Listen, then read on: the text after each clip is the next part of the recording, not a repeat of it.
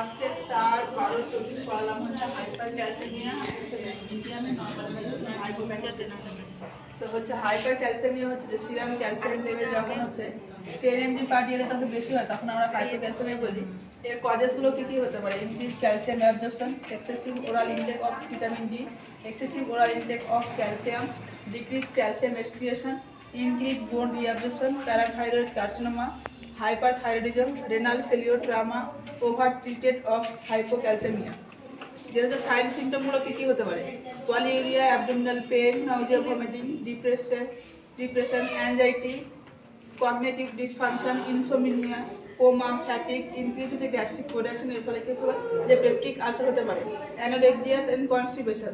এখানে যেমন একটা সাইন সিমটম বললাম, সেটা হচ্ছে over treated of hypocalcaemia. Over treated of hypocalcium means হচ্ছে যখন হচ্ছে ক্যালসিয়ামের পরিমাণ কমে যায় তখন আমরা কি বলি? হাইপোক্যালসিয়ামের বলি। তো হাইপোক্যালসিয়ামের সময় যখন আমরা ট্রিটমেন্ট করি তখন হচ্ছে ক্যালসিয়ামের সাপ্লিমেন্ট দিই, সেই পরিমাণটা বেশি হয়ে গেলে কী হয়? সেটা আবার হচ্ছে যে হাইপার ক্যালসিয়ামিয়া করে। তো সেখানে আমরা কী করবো? ম্যানেজমেন্টের ক্ষেত্রে ফার্স্ট যেটা আছে যে ডিসকন্টিনিউ করবো যে IV calcium and oral medication containing calcium and হচ্ছে ভিটামিন ডি, যেটা হচ্ছে সাপ্লিমেন্ট দিই হাইপোক্যালসিয়ামের ক্ষেত্রে, সেটা কী করবো? আমরা ডিসকন্টিনিউ করবো। ফ্লুইড অ্যান্ড ডায়াবেটিক্স থেরাপি দেবো, সেখানে ইনহিবিট করবো থিয়াজাইড ডায়াবেটিক্স, যেটা হচ্ছে যে কী করবো? যে আমরা বন্ধ করে দেবো, যেখানে হচ্ছে ক্যালসিয়ামের পরিমাণটা বাড়ায়। আর একটা পয়েন্ট লিখেছিলাম এখানে, যেমন হচ্ছে যে ইনক্রিজ বোন রিঅ্যাবজর্পশন, তাহলে সেটা কী করবো? আমরা মেডিসিন দিয়ে সেটা কী করবো? যে রিঅ্যাবজর্পশনের পরিমাণটা কমিয়ে দেবো। সেখানে যে inhibit calcium reabsorption from the bone, সেটা কী দ্বারা কমাবো? যে এই মেডিসিনগুলো দিয়ে আমরা কী করবো? যে সাপ্লিমেন্ট দিয়ে হচ্ছে যে কমাবো, সেটা হচ্ছে ক্যালসিটোনিন, বায়োফসফেট, ফসফরাস, এগুলো দিয়ে হচ্ছে যে কমাবো।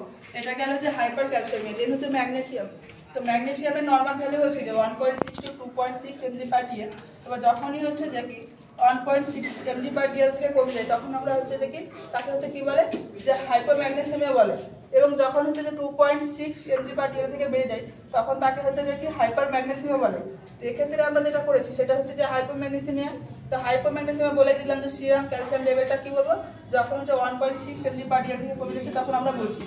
এর কজেসগুলো কী হতে পারে? কী কারণে হতে পারে? সেগুলো হচ্ছে যে vomiting, diarrhoea, malabsorption syndrome, prolong GI suctioning, hyperglycaemia, এর ক্ষেত্রে কি হতে পারে? যে হচ্ছে যে সাইন সিমটমগুলো আছে, সাইন সিমটমগুলোর ক্ষেত্রে কী হচ্ছে যে ট্যাকিকার্ডিয়া, হাইপারটেনশন হচ্ছে, ডোমেস্টিক সাইন, টিটানি হচ্ছে, ট্রানজিশন সাইন, এগুলো হচ্ছে কী করা হয়? পেশেন্টের সাইন সিমটম দেখা যায়। এখানে আমরা যে ট্রিটমেন্টটা করবো সেটা হচ্ছে ম্যাগনেসিয়াম আমরা সাপ্লিমেন্ট দেবো। ম্যাগনেসিয়াম হচ্ছে আইএম রুটে দেবো। আইএম রুটে দিলে হচ্ছে কী করে? যে পেশেন্টের হচ্ছে কজেস হচ্ছে পেইন হয় এবং হচ্ছে টিস্যু ড্যামেজ করে। দেন হচ্ছে ওরাল রুটে আমরা কী করবো? যে ক্যালসিয়াম ম্যাগনেসিয়াম দেবো। ওরাল রুটে দিলে কী করবে? যে কজ হচ্ছে যে ডায়রিয়া করবে পেশেন্টকে। পেশেন্ট ডায়রিয়া করলে কী হবে? ম্যাগনেসিয়ামের পরিমাণটা লস হবে।